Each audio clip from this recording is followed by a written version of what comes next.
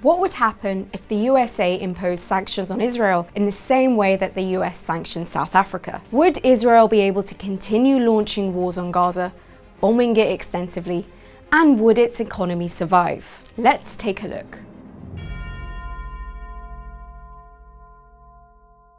I have no hope of real change from this government unless they are forced. We face a catastrophe in this land, and only the action of the international community by applying pressure can save us. Our children are dying. Our land is burning and bleeding. And so I call on the international community to apply punitive sanctions. During apartheid, the United States imposed several sanctions on South Africa in response to its policies of racial segregation and human rights abuses. These sanctions were part of a broader international effort to pressure the South African government to end apartheid. The most significant was the 1986 Comprehensive Anti-Apartheid Act, passed by the US Congress and overriding President Reagan's veto. America's view of apartheid is simple and straightforward. We believe it's wrong. In my view, we must work for peaceful evolution and reform.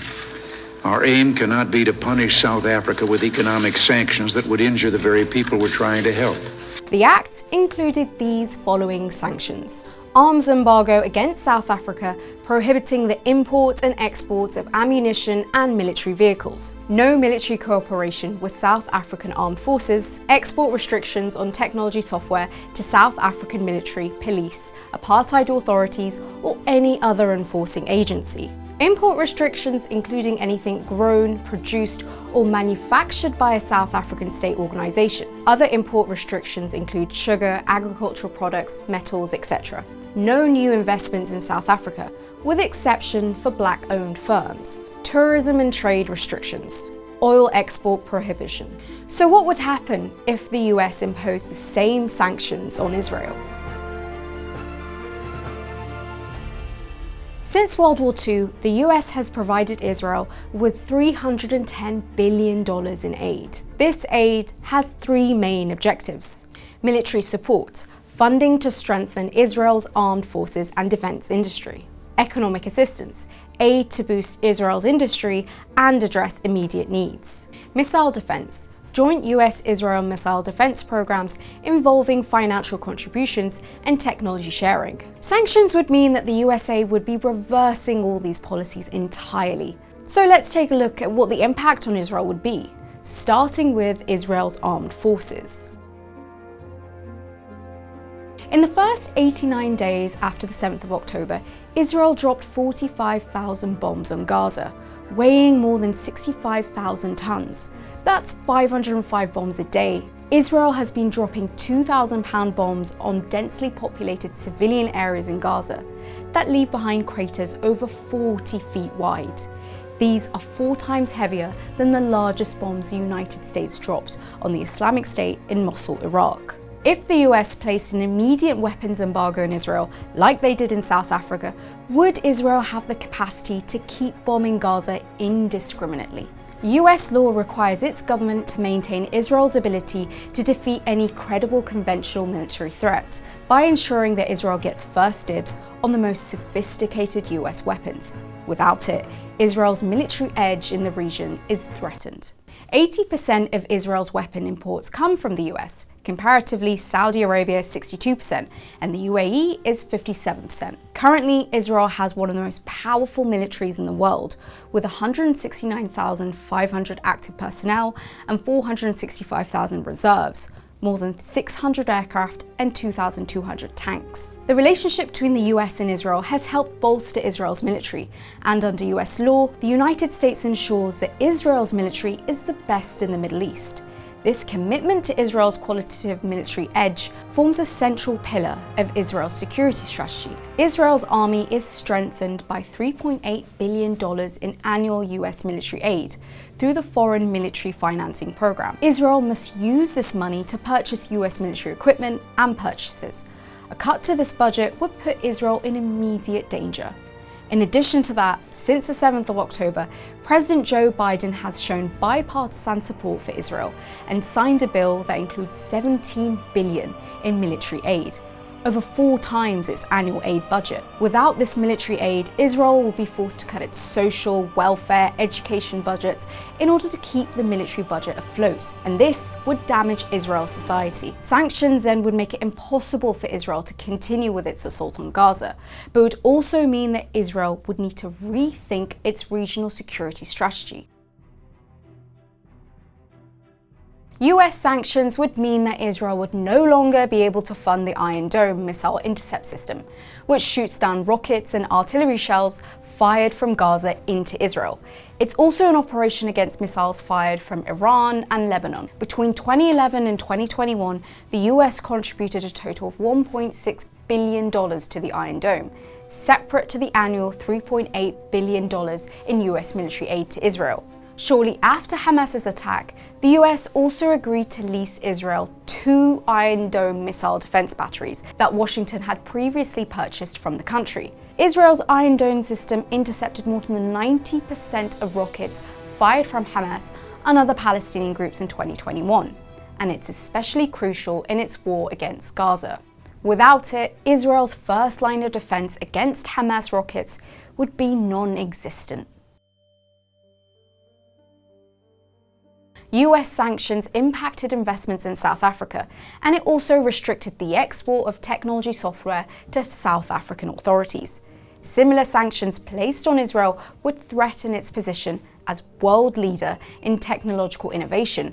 Currently, it's ranked first in the Middle East and 14th in the world. Major US tech companies such as Google, Microsoft, Amazon, and Apple are some of the largest corporate investors in Israel, pumping billions into the state's economy and high-tech industry.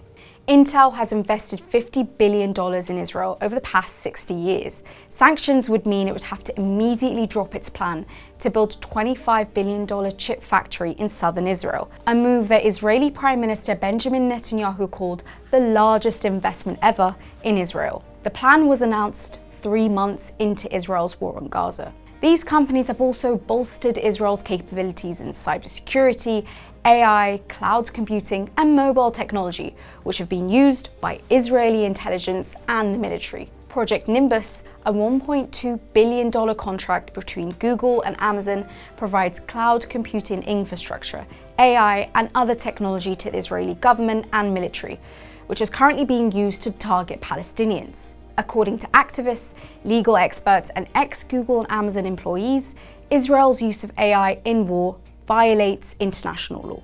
Sanctions would mean that Project Nimbus would face an immediate suspension of services, and that would prevent the transfer of critical cloud computing technology used to harvest data for facial recognition and object tracking. Now, Israel's dependency on US technology would make it more vulnerable and impact its national security if it faced immediate sanctions. It could force Israel to seek alternative cloud service providers or develop domestic capabilities, both of which would take time, money, and would have severe impacts on its military strategy in Gaza.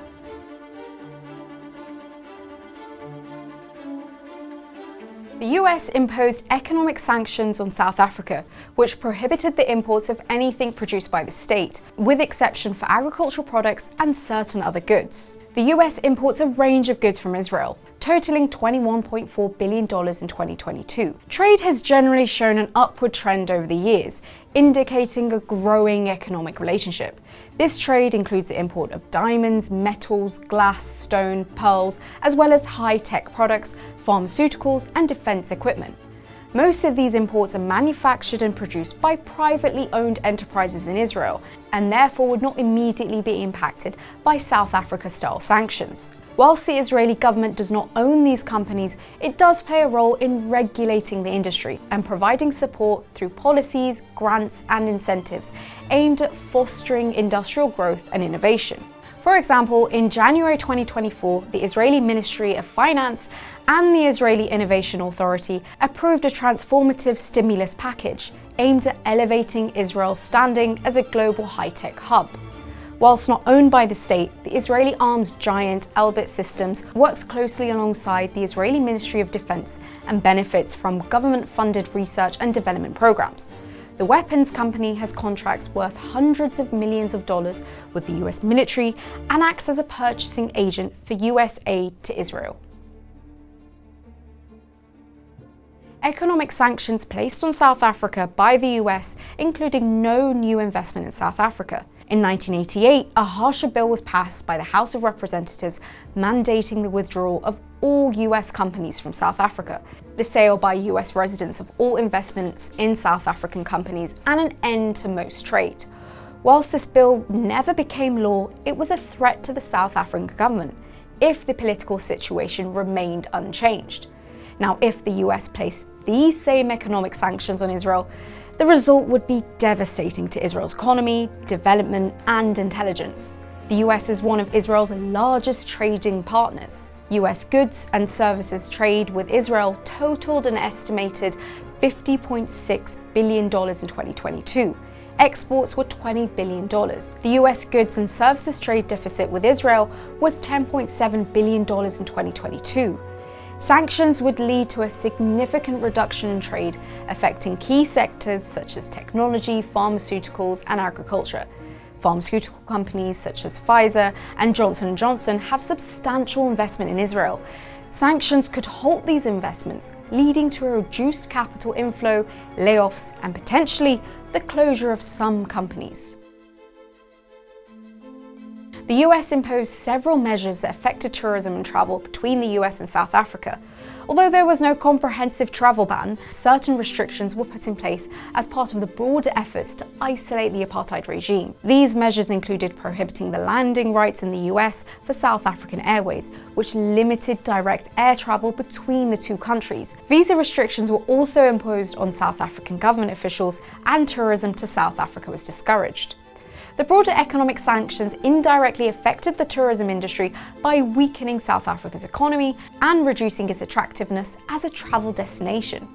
Tourism sanctions, whilst not outrightly imposing a travel ban to Israel, would still restrict and limit travel between the two countries and have a major impact on Israeli airline El Al.